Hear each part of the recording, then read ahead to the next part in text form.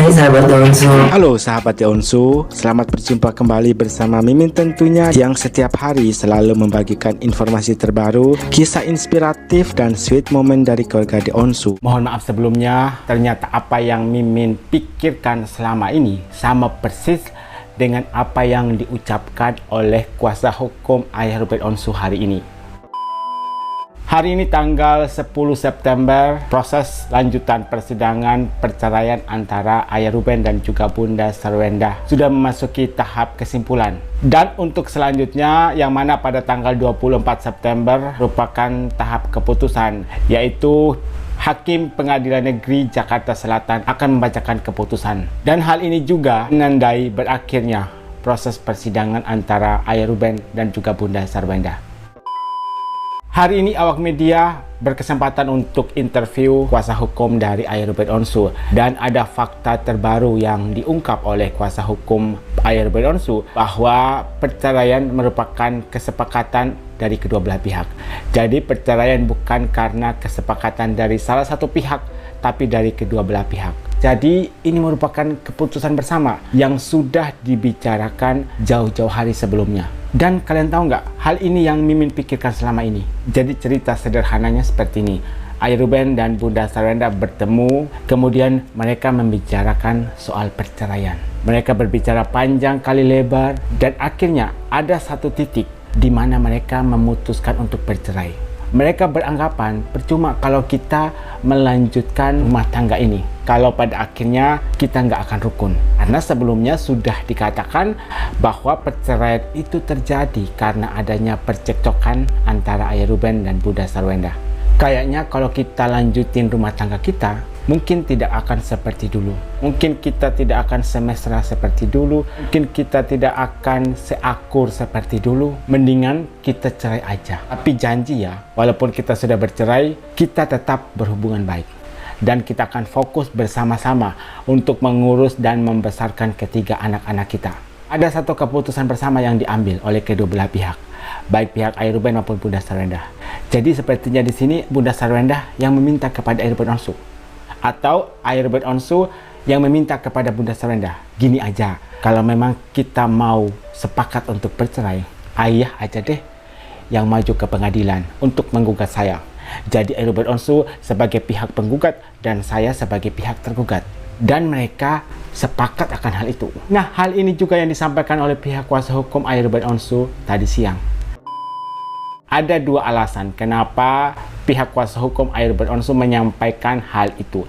Yang pertama, ketidakhadiran dari pihak penggugat ketika sudah diminta untuk datang oleh Pengadilan Negeri Jakarta Selatan. Jadi selama persidangan pihak tergugat tidak hadir sekalipun. Dari sini bisa disimpulkan tidak ada yang namanya usaha atau perjuangan dari pihak penggugat untuk mempertahankan perkawinannya dengan pihak penggugat.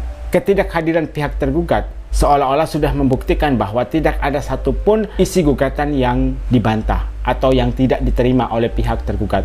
Jadi seolah-olah mengiyakan bahwa memang apa yang dikatakan oleh pihak penggugat itu benar adanya. Berikutnya soal statement dari kuasa hukum Bunda Sarwenda, yang mana di sini mereka mempunyai peranan yang sangat penting dalam hal pemanggilan saksi dalam proses persidangan, yaitu security, host Lala, dan juga pengasuh dari Cici Thalia, yaitu Mbak Ina. Kalau dipikir-pikir, saksi kan ada dua jenis, mohon maaf kalau salah tolong dikoreksi ya.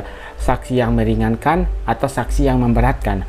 Kalau saksi yang dipanggil untuk bersaksi dalam persidangan tersebut sepertinya merupakan saksi yang memberatkan, atau istilahnya yang membuktikan bahwa memang ada percekcokan yang terjadi antara Ayah Ruben dan juga Bunda Sarwenda. Justru kesaksian dari ketiga orang inilah yang akhirnya menjadi bahan pertimbangan dari pihak hakim untuk meluruskan jalannya proses perceraian antara Ayah Ruben dan Bunda Sarwenda.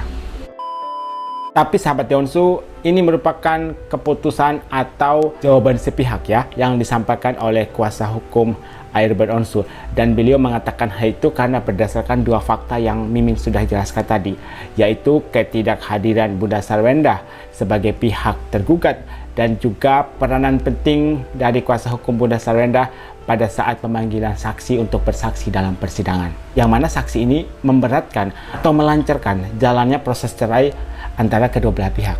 Namun, apa yang dikatakan oleh kuasa hukum ayah Ruben bisa benar atau tidak. Karena ini berdasarkan apa yang dikatakan oleh beliau.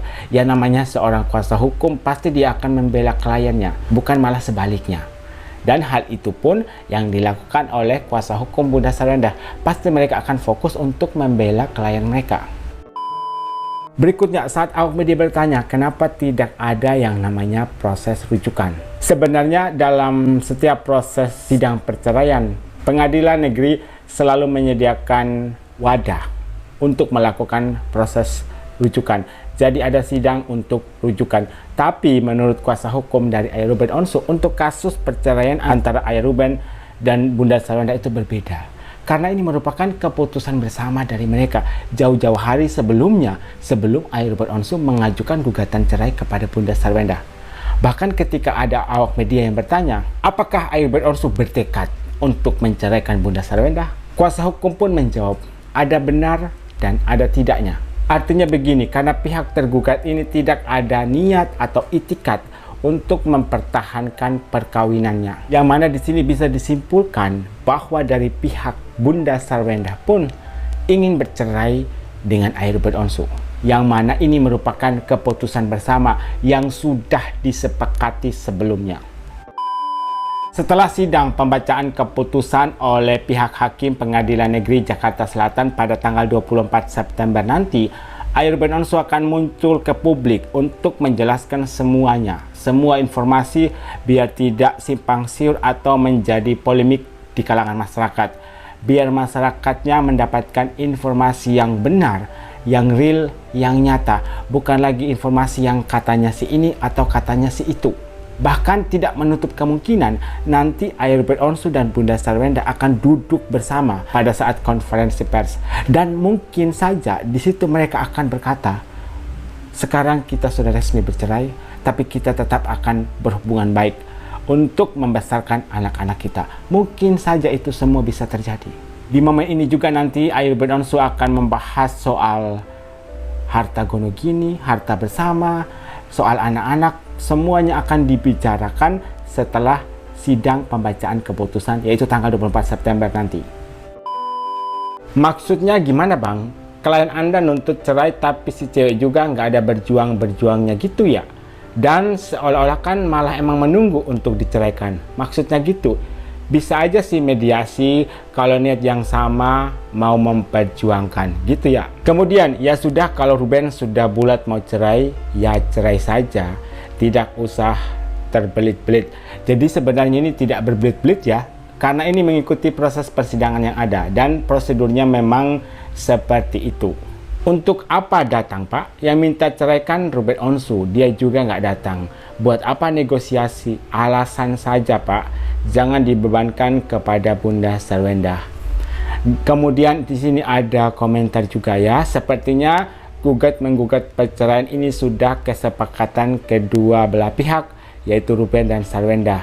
Tapi yang mengajukan Ruben, itu yang saya simpulkan. Betul sekali, sesuai dengan pernyataan yang disampaikan oleh kuasa hukum ayah Ruben Onsu. Demikianlah beberapa informasi menarik, kisah inspiratif, dan sweet moment dari keluarga The Onsu. Jangan lupa untuk subscribe channel ini biar kalian tidak ketinggalan update terbaru dari keluarga The Onsu. Sampai jumpa di video berikutnya.